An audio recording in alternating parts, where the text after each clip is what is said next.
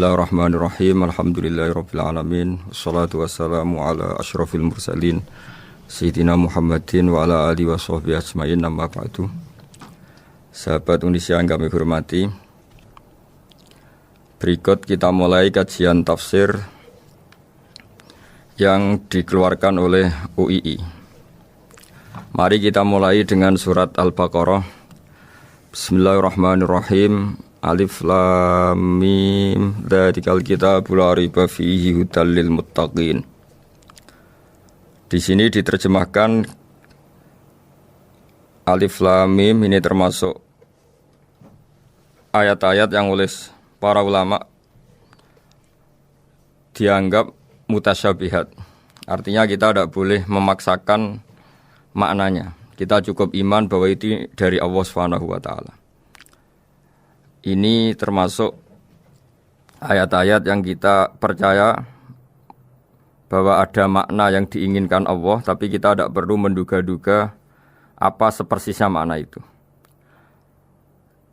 Dzalikal kitabul la raiba fihi, kitab ini tidak ada yang diragukan. Hudal lil muttaqin, petunjuk bagi mereka yang bertakwa. Sahabat Indonesia yang kami cintai, yang kami hormati, muttaqin dari kata kerja ittaqa yattaqi ittiqaan.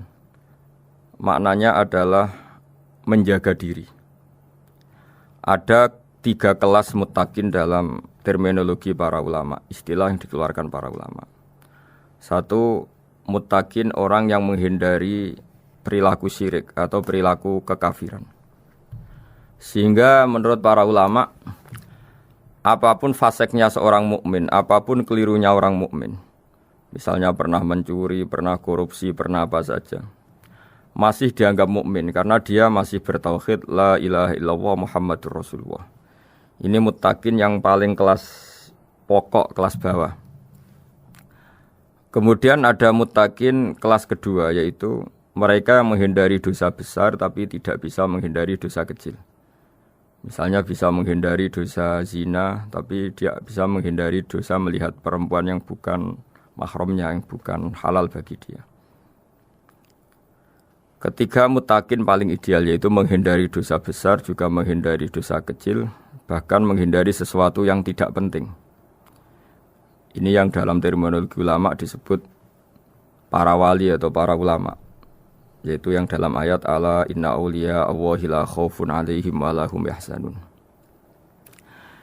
Ini penting kami jelaskan kelas-kelas muttaqin supaya bahwa mukmin tidak pernah keluar dari status iman meskipun dia pernah melakukan satu kesalahan besar.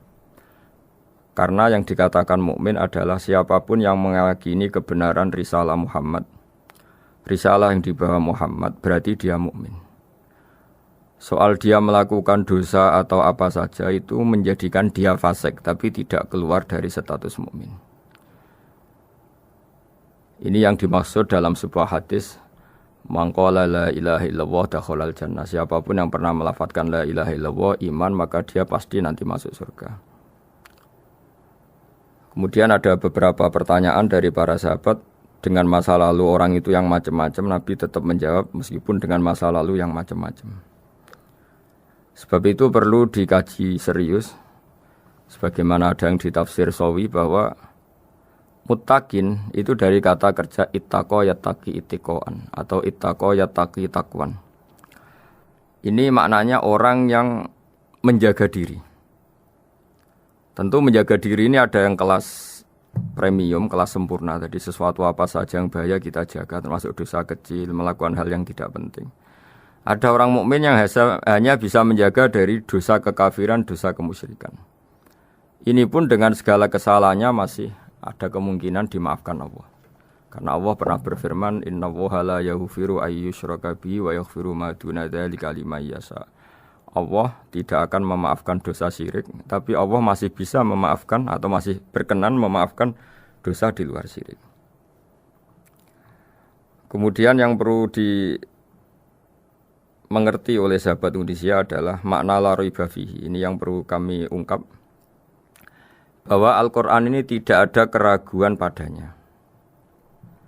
Tidak ada keraguan, ini yang mudah kita teliti karena kita orang Indonesia, mungkin rasa-rasa sastra Arab enggak kental. Mari kita teliti dari segi makna, karena makna ini rasa dan rasa itu universal. Begini misalnya, dulu orang-orang kafir Mekah karena mereka penyembah berhala, penyembah Tuhan-Tuhan yang banyak, itu memprotes. Mereka memanggil tentu masih Muhammad, belum ya Rasulullah. Muhammad, kamu mengajak ke Tuhan berapa? Rasulullah menjawab, ke Tuhan yang satu. Lalu mereka bertanya, Muhammad, urusan kita ini banyak, problem kita banyak. Tuhan banyak saja tidak bisa menyelesaikan, apalagi satu Tuhan. Ini yang diceritakan dalam sebagian ayat disebut, Aja'alal alihata ilaha wahida inna hadza lasyai'un ujab. Bagaimana mungkin Tuhan itu satu? Harusnya Tuhan itu banyak karena urusan kita banyak. Lalu Rasulullah dengan bimbingan Tuhan, bimbingan Allah mendatangi mereka, kemudian Nabi menjelaskan, Tuhan itu adalah ketua kalian, Tuhan itu adalah pimpinan kalian. Bagaimana kalau Anda jadi pembantu kemudian punya majikan banyak, punya penguasa banyak, punya tuan banyak, kemudian semua tuan-tuan Anda ini memerintahkan Anda dengan perintah yang beda-beda. Apa kalian mau punya majikan atau pimpinan yang banyak? Mereka menjawab tidak, Muhammad. Terus mereka akhirnya sadar bahwa problem Tuhan banyak itu tentu lebih sulit, lebih problem. Karena nanti perintahnya beda-beda, keinginannya beda-beda. Mereka akhirnya tersadarkan bahwa sebaiknya atau seharusnya memang Tuhan itu satu. Jadi Rasulullah SAW menjelaskan logika bertauhid itu dengan sekian variasi, dengan sekian logika. Kemudian Nabi kedua juga menjelaskan logika kompetisi. Kata Nabi yang karena bimbingan Allah diberi satu pengertian. Andai kan Tuhan itu 2 atau 3, kemudian berebut dalam tahta aras atau tahta yang di alam raya ini, sebagaimana lazimnya para penguasa, maka pasti ada yang menang, ada yang kalah. Dan yang kalah tentu gak layak sebagai Tuhan. Ini yang disebut wala ala ba'duhum ala ba'd. Tentu kalau Tuhan itu banyak, mereka akan berkompetisi, akan bertarung. Dan pasti pemenangnya ya satu, karena memang layak jadi Tuhan tetap satu. Sadarlah bahwa orang-orang kafir Quraisy, orang-orang kafir saat itu sadar pentingnya bertauhid. Ketiga, Nabi juga menjelaskan tauhid secara ilmu logika. Begini para pendengar. Kalau dalam teori ilmu tauhid yang agak jelimet dijelaskan begini. Jika ada 2 Tuhan, maka alam raya ini enggak menjadi alam. Logikanya adalah 2 Tuhan ini bisa kamu katakan sama-sama kuat. Ketika sama-sama kuat kemudian ingin menciptakan langit, yang satu ingin menciptakan bumi, yang satu menolak menciptakan bumi misalnya, atau yang satu ingin menciptakan langit, yang satu menolak ingin menciptakan langit. Kemudian ternyata bumi ini terbukti wujud. Logika awam adalah yang berhasil menciptakan bumi berarti Tuhan, yang gagal atau kudrohnya gagal, kemampuannya gagal tidak bisa menciptakan bumi, gagal menjadi Tuhan. Ini logika awam. Logika ini pun kita terima. Tapi kalau menurut logika ahli tauhid, ahli pakar-pakar logika, cara berpandangan begini. Ketika Anda mengatakan ada 2 Tuhan yang sama-sama kuat, kemudian terbukti yang satu mampu menciptakan bumi, yang satu tidak. Bahasa Anda mengatakan sama-sama kuat ini sudah batal dari awalnya, karena terbukti bahasa Anda salah, sama-sama kuat ternyata yang satu tidak mampu. Sehingga dalam pikiran orang-orang ahli tauhid mengatakan, membayangkan Tuhan saja itu enggak kebayang, karena turunan kata ini pasti selalu salah. Karena tadi misalnya dikatakan, andai kan ada 2 Tuhan, kemudian yang satu mampu menciptakan bumi, yang satu tidak. Padahal Anda tadi bilang sama-sama kuat, ternyata terbukti yang satu tidak kuat. Berarti kata Anda sama-sama kuat ini salah. Ini pula yang diajarkan Rasulullah lewat bimbingan Allah, lewat wahyunya yang disebut Lau kana fihi ma alihatun illallahu la fasadata. Karena kalau ada 2 Tuhan, pasti kamu sifati sama-sama kuat. Ternyata sifat sama-sama kuat ini batal demi hukum, karena ternyata yang satu tidak mampu menciptakan bumi. Atau kamu sifati 2 Tuhan ini sama-sama lemah.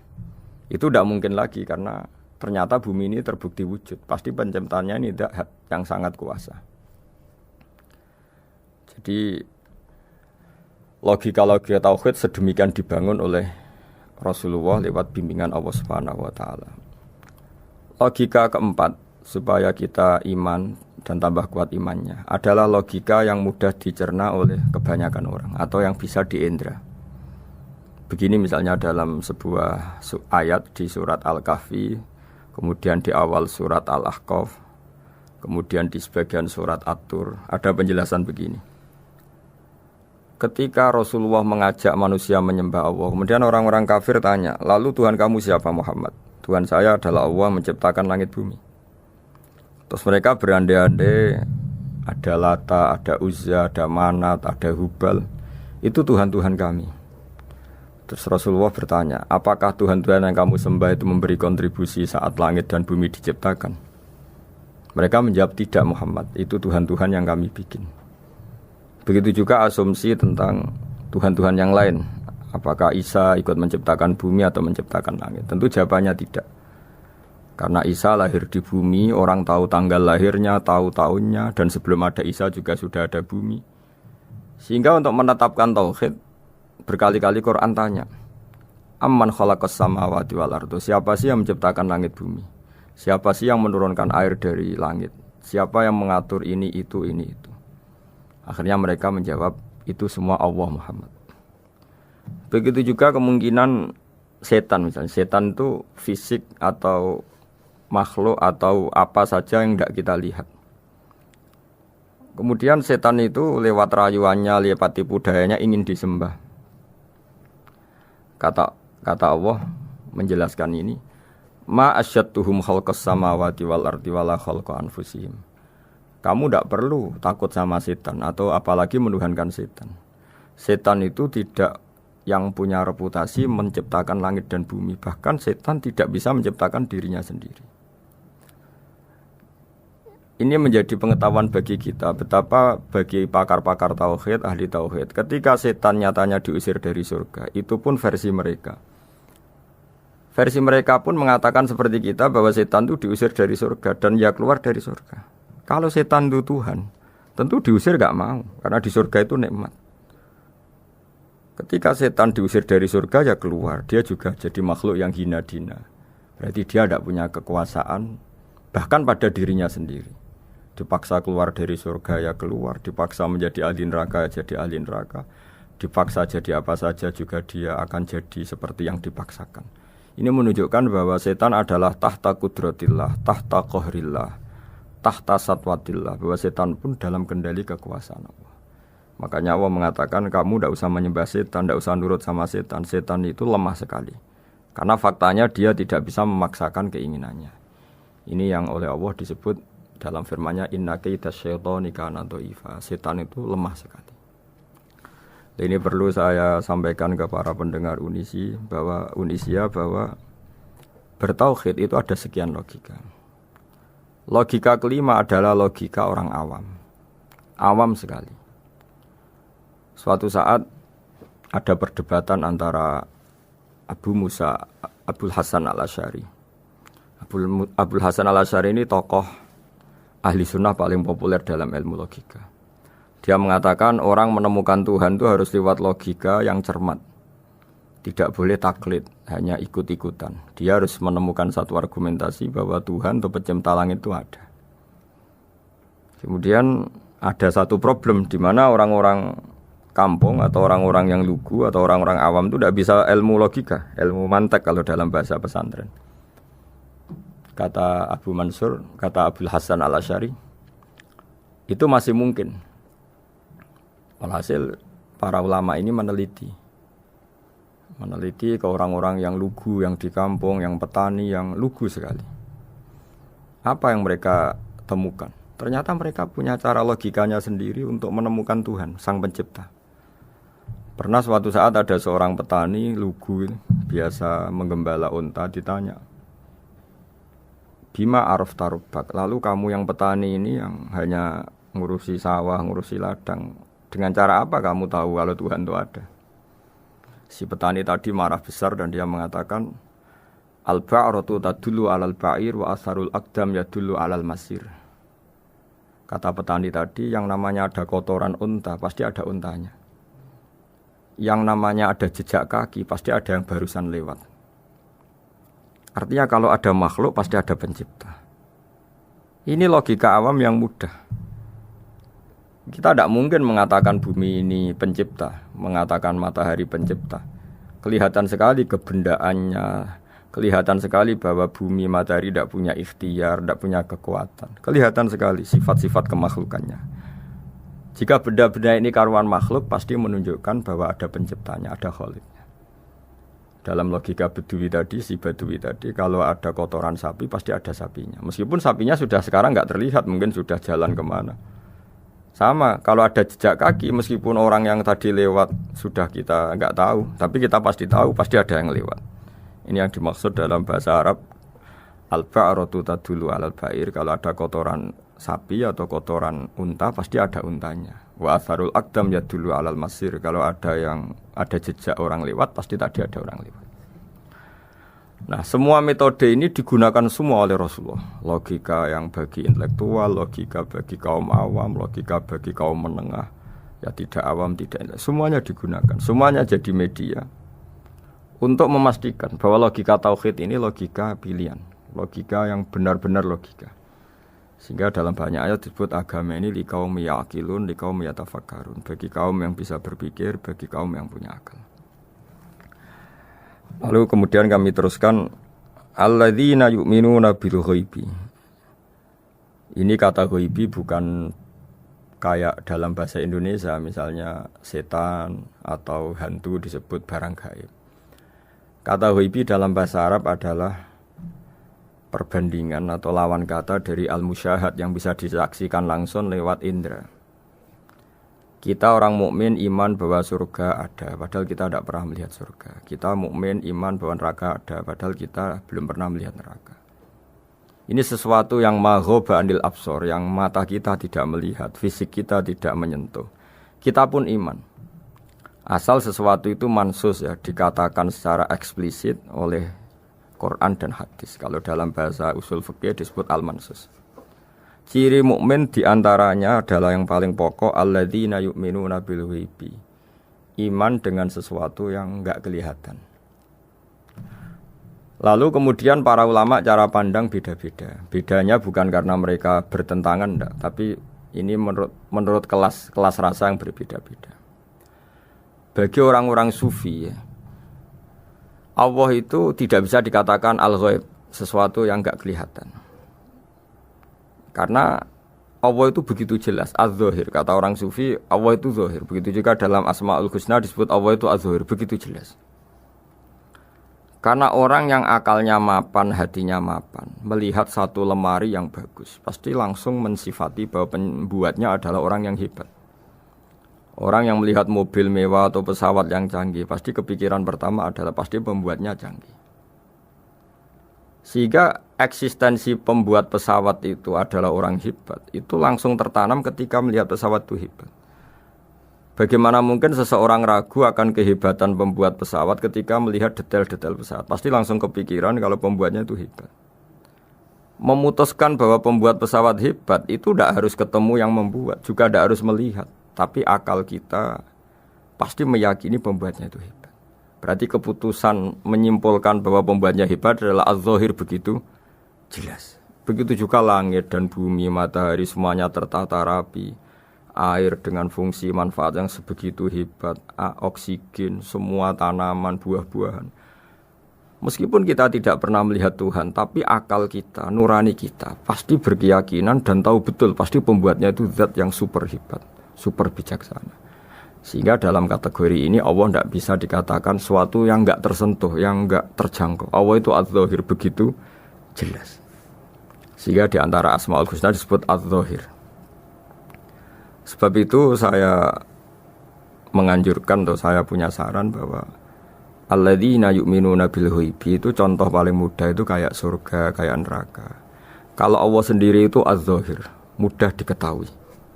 Karena tadi orang yang melihat pesawat canggih pasti saat itu juga berkeyakinan dan itu pasti benar, pasti pembuatnya juga canggih.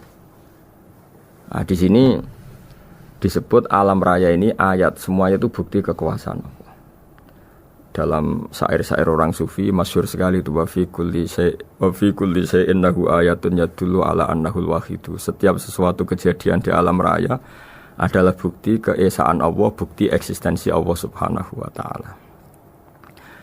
Sehingga dalam satu kisah, normalnya orang itu paling tahu itu dengan dirinya sendiri. Karena dia adalah dia. Tapi kalau Imam Sibawayh, seorang pakar nahwu, mengatakan a'raful ma'arif Allah.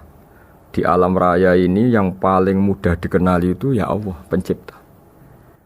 Karena andai kan kita sendirian di hutan, kemudian kita mulai punya akal, kita mungkin tidak tahu diri kita ini siapa.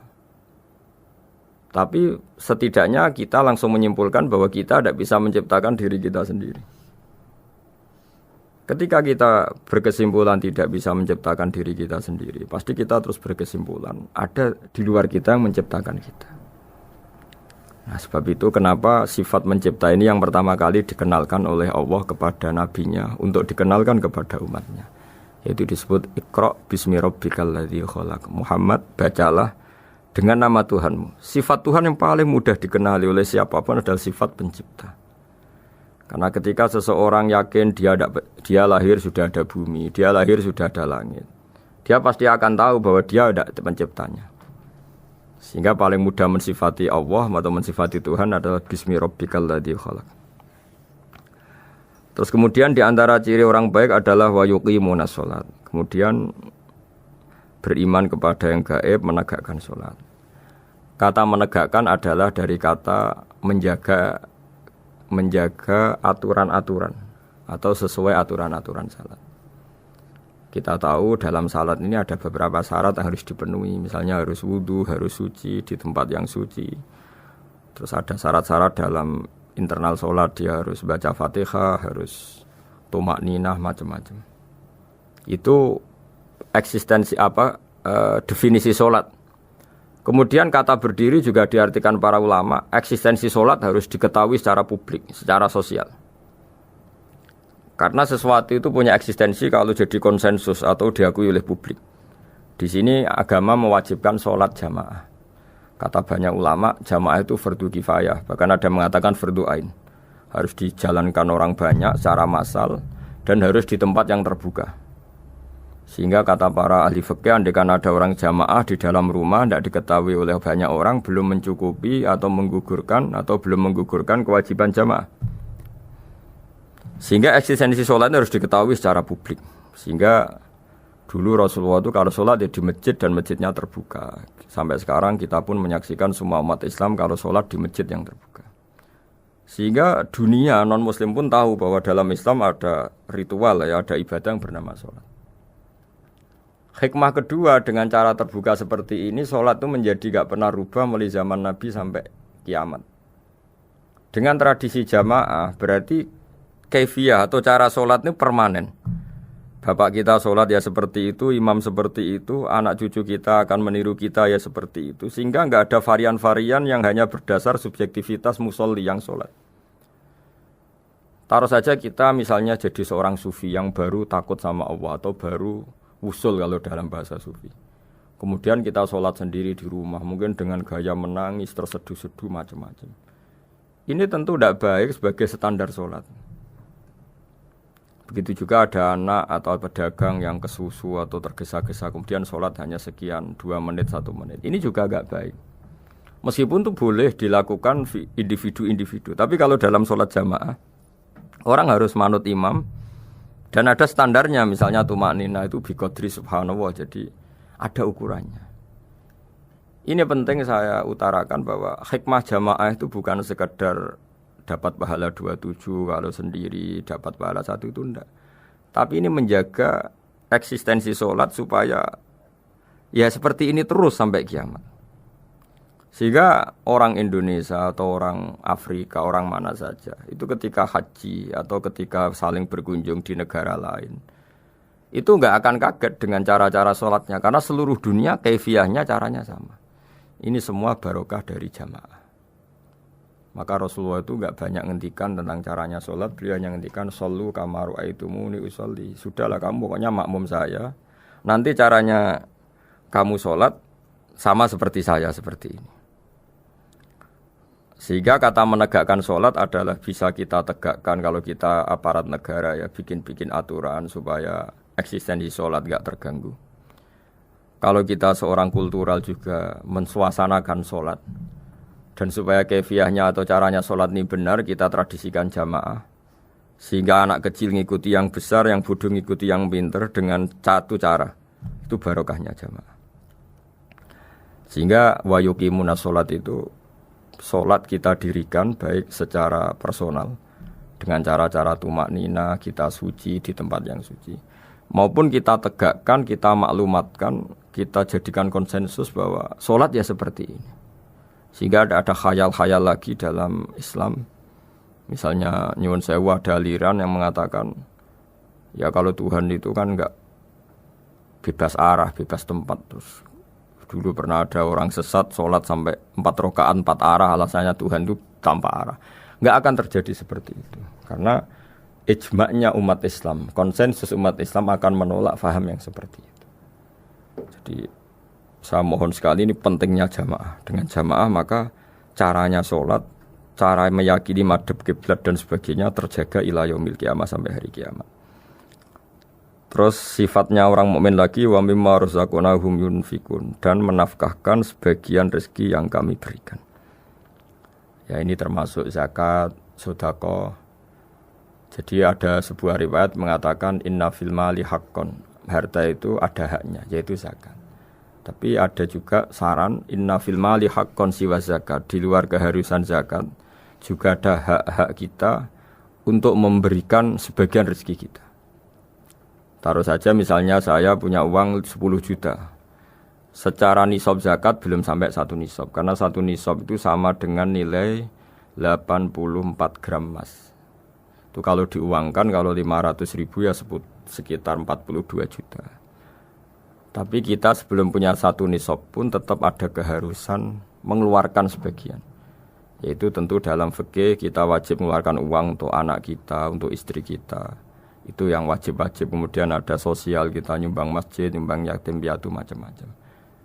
Sehingga kata para ulama, ciri utama mukmin diantaranya adalah melakukan zakat. Baik zakat yang fardu maupun zakat yang sunat. Karena kata zakat itu dimaknai fardu sebetulnya definisi para ahli fikih. Untuk membedakan zakat yang wajib dengan sedekah. Tapi sebetulnya zaman dulu enggak ada seperti itu. Zakat itu maknanya bersihkan harta. Sedekah dari kata sedekah bukti benarnya iman. Jadi sedekah dari kata dari kosakata sedekah yasduqu sidqan, sesuatu yang membuktikan kita loyal itu disebut sedekah. Kita nikah, mas kawin di bahasa Arab kan sedekah dari kata sedekah juga. Kita bukti iman, loyal, kita sedekah. Bukti bahwa kita teman akrab disebut siddiq atau sodik. Kalau dalam bahasa Arab teman namanya juga sodik karena cara bertemanan secara benar, secara loyal. Sehingga wa mimma razaqnahum yunfikun ini ya memasukkan zakat yang dalam terminologi fikih yaitu zakat yang zakat al-wajibah atau zakat yang dengan makna lughat yaitu ya artinya asal membersihkan harta kita entah lewat zakat, sedekah, hadiah kepada orang-orang yang kita hormati semuanya juga masuk dalam definisi zakat atau wa mimma razaqnahum yunfikun. Kemudian sifat terakhir dari orang muttaqin adalah walladzina yu'minuna bima unzila ilaika wa ma unzila min qablika bil akhirati hum yuqinun ulaika ala hudam mir rabbihim wa ulaika humul muflihun. Di sini diterjemah mereka yang beriman kepada kitab yang kami turunkan kepadamu dan yang diturunkan sebelum kamu. Ini kata yang diturunkan sebelum kamu penting sekali karena ciri utama Nabi adalah dia tidak pernah beda dengan Nabi sebelumnya. Karena kebenaran tauhid pasti tunggal. Nabi-nabi dulu pasti mengajarkan tauhid, hanya menyembah Allah. Enggak mungkin Nabi berikutnya kemudian bikin ajaran baru dalam tauhid. Sehingga andaikan semua kitab Injil Taurat itu masih versi yang orisinil, pasti enggak ada yang beda dengan Quran. Karena ciri utama kebenaran adalah iman dengan Quran dan iman kepada kitab yang diturunkan sebelum Al-Quran. Wabil akhirati hum yuqinun, mereka juga yakin akan datangnya hari akhir. yaitu bisa disebut yaumul ba'ats. Terus ketika semua kriteria itu terpenuhi, baru ulaika ala hudam mir rabbihim wa ulaika humul muflihun. Mereka itulah yang berada pada petunjuk Allah dan merekalah orang-orang yang berbahagia. Para pendengar sahabat Indonesia, semoga kajian ini bermanfaat. Dan ini mulai ayat 1 sampai 5 dalam surat Al-Baqarah, yaitu surat yang dalam tartibnya mushaf nomor 2 setelah Fatihah.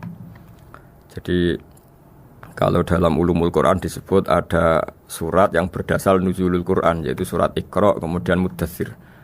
Ada urutan surat yang berdasar tartibul mushaf, yaitu yang kita punyai sekarang, yaitu Fatihah, terus Baqarah dan seterusnya. Dan urutan-urutan ini pun sesuai petunjuk Rasulullah SAW. Saya kira demikian. Mohon maaf atas semua kesalahan. Wassalamualaikum warahmatullahi wabarakatuh.